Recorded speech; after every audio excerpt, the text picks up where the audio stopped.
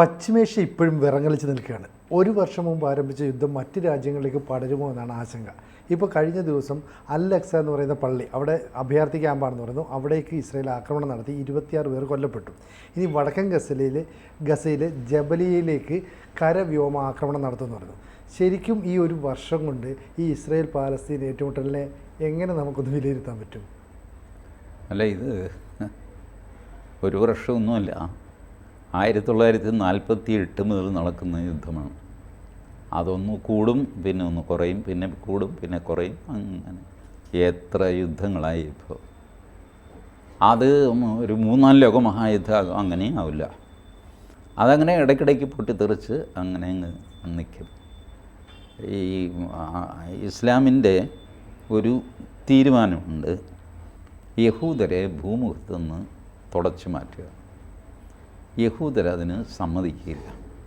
ഈ യുദ്ധം എവിടെ ചെന്ന് അവസാനിക്കും? ഒന്നും അവസാനിക്കില്ല. ഇസ്ലാമിലെ വലിയൊരു വിഭാഗം ഈ കലാപരിപാടി മനസ്സുകൊണ്ട് ഉപേക്ഷിച്ചു. സൗദി അറേബ്യ, UAE, ഒമാൻ, ഇവരാരും ഈ പരിപാടി കൊണ്ട് നടക്കാറില്ല. ജോർഡാൻ പണ്ടേ ഉപേക്ഷിച്ചു. ഈജിപ്റ്റ് പണ്ടേ ഉപേക്ഷിച്ചു. ഇപ്പോൾ ഇതിൽ വാശി പിടിച്ച് നിൽക്കുന്നത് ഇറാനും ഇറാൻ സ്പോൺസേർഡായിട്ടുള്ള ഭീകര സംഘടനകളുമാണ്. Houthi, Hamas, Hezbollah. ഈ 3H എന്ന് പറയുന്നത് 3H: ഹൂത്തി, ഹിസ്ബുള്ള, ഹമാസ്. ഈ 3 പേരാണ് അതിന് ആരോ ഹി ഹൂ എന്നൊരു പേരൊക്കെ കൊടുക്കുന്നത്. ഇതാണ് സംഭവം. ഇവർ മാത്രമാണ് ഈ അതിൻ്റെയുമായിട്ട് നിൽക്കുന്നത്. മറ്റ് മുസ്ലിങ്ങൾ ഇപ്പോൾ പാകിസ്ഥാൻ, അവർക്കിതിൽ വലിയ ഇതൊന്നുമില്ല. ഈ ഇസ്രായേൽ മുടിഞ്ഞു കാണണം എന്നുള്ളതല്ലാതെ അതിനുവേണ്ടി ഇറങ്ങിത്തിരിക്കാനൊന്നും പാകിസ്ഥാൻ തയ്യാറില്ല. അഫ്ഗാനിസ്ഥാനും ഉണ്ട്. ഇവർ നോൺ മുസ്ലിമാണ്. നോൺ മുസ്ലിമെല്ലാം മുടിഞ്ഞു പോകണം, അല്ലെങ്കിൽ മുസ്ലിമായിട്ട് മാറും. ഈ ആഗ്രഹം കൊണ്ട് നടക്കുന്നുണ്ടെന്നുള്ളതല്ലാതെ അതിൽ കോൺട്രിബ്യൂട്ട് ചെയ്യാനൊന്നും അഫ്ഗാനിസ്ഥാന് കേൾപ്പുമില്ല, താല്പര്യവുമില്ല. വന്നും പോയും ഒരു ഇറാനാണ് ഉള്ളത്. ലെബനൻ തന്നെ മുഴുവനില്ല. ലെബനൻ്റെ ഔദ്യോഗിക സൈന്യമൊന്നും അല്ലല്ലോ ഹിസ്ബുള്ള. ഹിസ്ബുള്ള ഇവർ ഇറാനിൽ നിന്ന് പ്രൊജക്റ്റ് ചെയ്യുന്നതാണ്. ഇറാൻ്റെ IRGC എന്ന് പറയുന്നത് ഇറാൻ്റെ ഔദ്യോഗിക സൈന്യമല്ല. അത് ഈ ഖമനേയുടെ പേഴ്സണൽ യുദ്ധസന്നാഹമാണ് IRGC. അപ്പോൾ ഇത് ഇങ്ങനെ അടിച്ചും തല്ലിയും വടിയും ഒടിയില്ല, പാമ്പും ചാകില്ല എന്നുള്ള മട്ടിൽ ഇതിങ്ങനെ തുറന്നുകൊണ്ടിരിക്കും ചരിത്രത്തിൽ. അല്ലാതെ ഇതിൻ്റെ കഴിഞ്ഞു, എല്ലാം കഴിഞ്ഞു, ശാന്തമായി എന്ന് പറഞ്ഞൊരു മൊമെൻറ്റ് ഉണ്ടാവില്ല. ഉണ്ടാവണമെങ്കിൽ രണ്ടിലൊന്ന് തീരണം.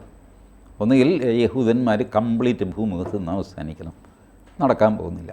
ഇസ്ലാം ഭൂമുഖത്ത് നിന്ന് അവസാനിക്കണം, അതും നടക്കാൻ പോകുന്നില്ല. അപ്പോൾ ഈ കോൺഫ്ലിക്റ്റ് ഇങ്ങനെ നിത്യമായിട്ട് ഇൻറ്റൻസിറ്റി കൂടുകയും കുറയുകയും ചെയ്യും. പക്ഷേ കോൺഫ്ലിക്റ്റ് നിലനിൽക്കും.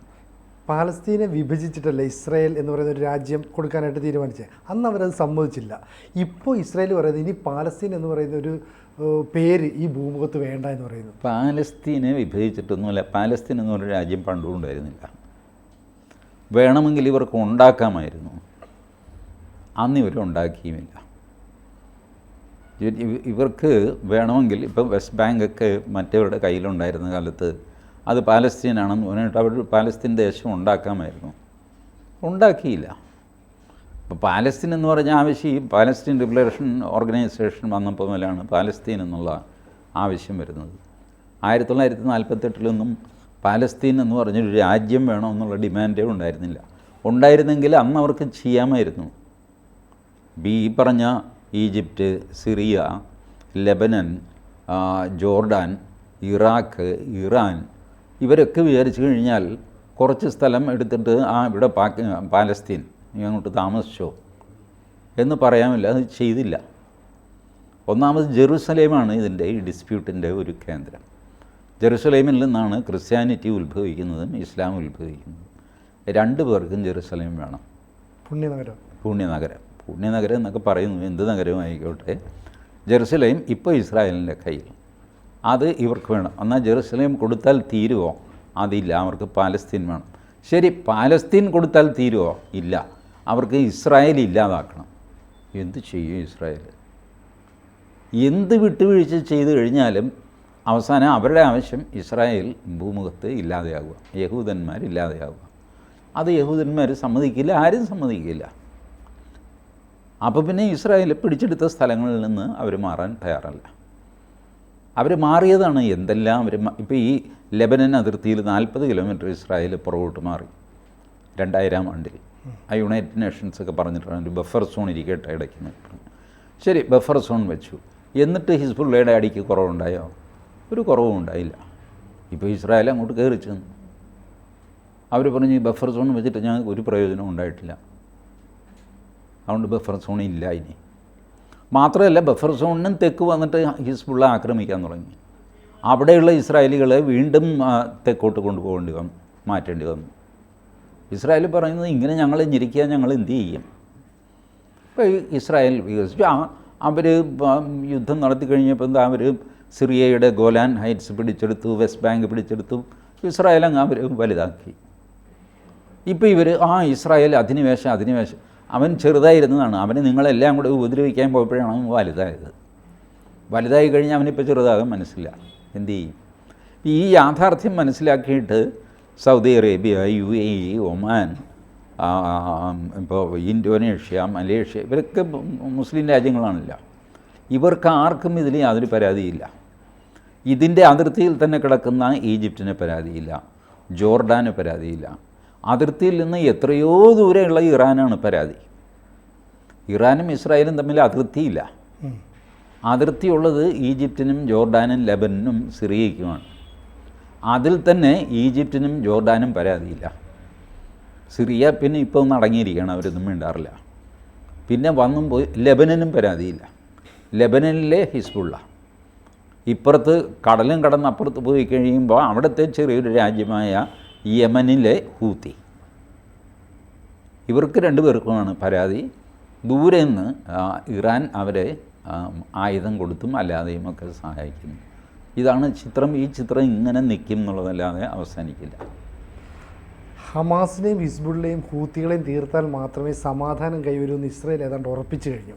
മറുവശത്ത് ഈ ഇറാനിൻ്റെ ആത്മീയ ആചാര്യൻ അയത്തുള്ള അലി ഖമനേയി ഏതാണ്ട് 5 വർഷത്തിന് ശേഷം പള്ളിയിൽ ഒരു പ്രാർത്ഥനാ ചടങ്ങിൽ പങ്കെടുത്തിട്ട് പറഞ്ഞു, നമ്മൾ അറബ് ലോകത്തിൻ്റെ മുഴുവൻ ശത്രുവാണ് ഇസ്രായേൽ, നമ്മളെല്ലാം കൂടെ ഒന്നിച്ച് നിൽക്കണം. അങ്ങനെ അറബ് ലോകങ്ങളെല്ലാം കൂടെ ഒന്നിച്ച് ഇറാൻ്റെ കൂടെ നിൽക്കും. ഒരു കാര്യം നോക്കിയാൽ മതി, ഖമനേയുടെ ആ പ്രസംഗത്തിൽ അറബ് ലോകം പ്രതികരിച്ചത് എങ്ങനെയാണ്? ഒരു പ്രതികരണം ഉണ്ടായില്ല, ഒന്നും മിണ്ടിയില്ല, ആരും ഒന്നും മിണ്ടിയില്ല. പാകിസ്ഥാൻ ഇല്ല, അഫ്ഗാനിസ്ഥാൻ ഇല്ല, ഇറാഖ് ഇല്ല, ലെബനൻ ഇല്ല, ജോർഡാൻ ഇല്ല, സൗദി ഇല്ല, ഒമാൻ ഇല്ല, UAE ഇല്ല, ഇന്തോനേഷ്യ ഇല്ല, മലേഷ്യ ഇല്ല. ഒരു മനുഷ്യൻ അതിനോട് പ്രതികരിച്ചില്ല. Then what use? ഒരു വൃദ്ധനായ മനുഷ്യൻ എല്ലാവരും ഒരുമിച്ച് നിൽക്കണമെന്ന് പറയും. ആരും മൈൻഡ് ചെയ്തില്ല.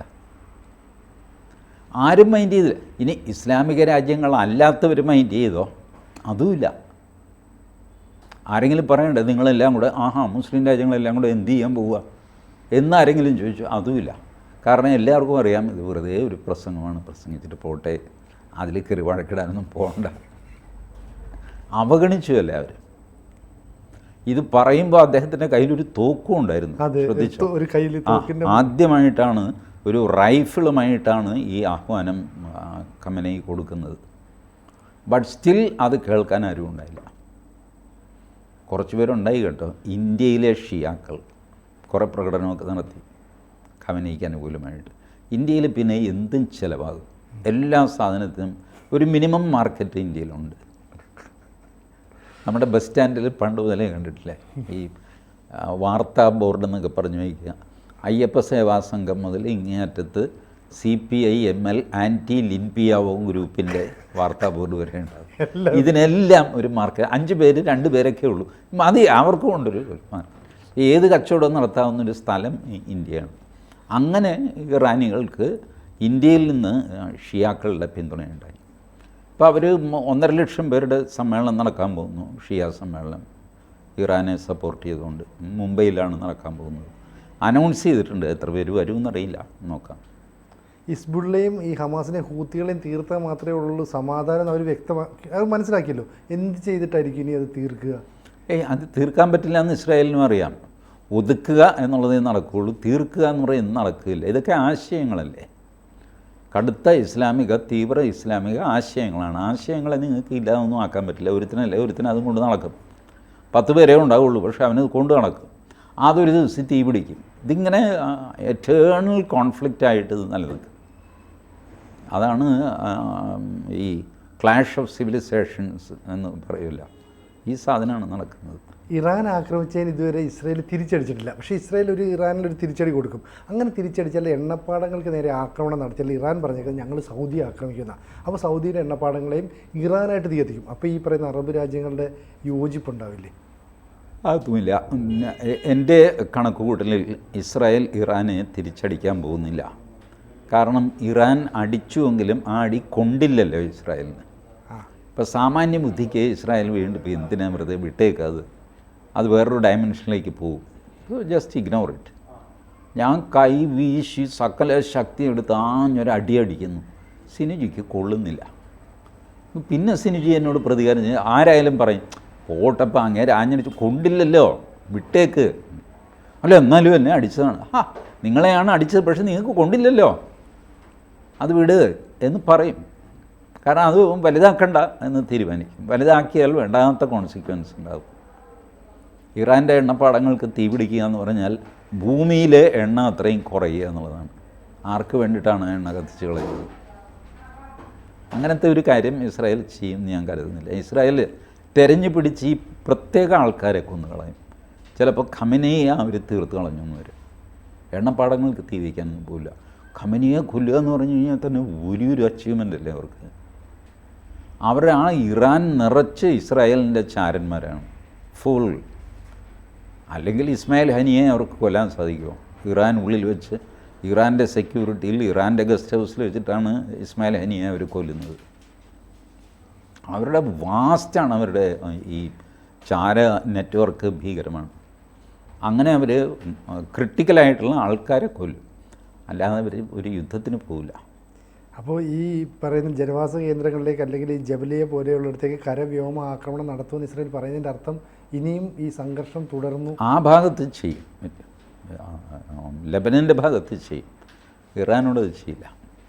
എന്തായാലും ഇത് അങ്ങനെ പെട്ടെന്ന് അവസാനിക്കില്ല എന്നാണ് നമുക്ക് മനസ്സിലാക്കാൻ. ഒരിക്കലും അവസാനിക്കില്ല, പെട്ടെന്നല്ല, ഒരിക്കലും അവസാനിക്കില്ല. കൂടുതൽ വാർത്തകളും വിശേഷങ്ങളും നിങ്ങളിലേക്ക് എത്താൻ ABC മലയാളം സബ്സ്ക്രൈബ് ചെയ്യുക, ബെൽ ബട്ടണും അമർത്തുക.